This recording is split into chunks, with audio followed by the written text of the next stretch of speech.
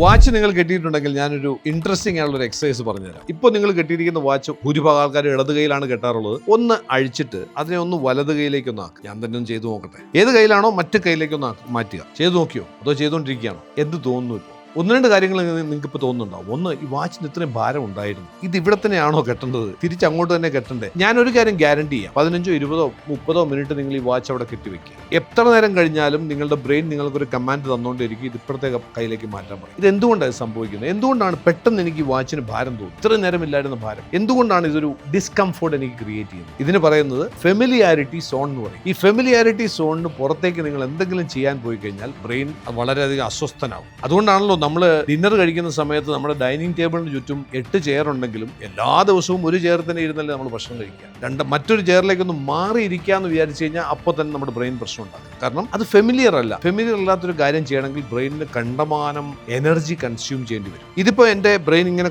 Energy consume ചെയ്തുകൊണ്ടിരിക്കുകയാണ്. മാത്രമല്ല, ഇതിനൊരു പ്രത്യേകതയുണ്ട്. ഈ സമയത്ത് നമ്മുടെ ബ്രെയിനിൽ ഏകദേശം 100 ബില്യൺ ന്യൂറോൺസ് ഉണ്ടെന്ന് പറയാം. ഈ ന്യൂറോൺസ് ഫയർ ചെയ്യുന്നു. വാച്ച് ഈ കയ്യിൽ കെട്ടുമ്പോൾ ഫയർ ചെയ്തുകൊണ്ടിരുന്ന അല്ലാത്ത വേറൊരു ബഞ്ച് ഓഫ് ന്യൂറോൺസ് ഫയർ ചെയ്തു തുടങ്ങി.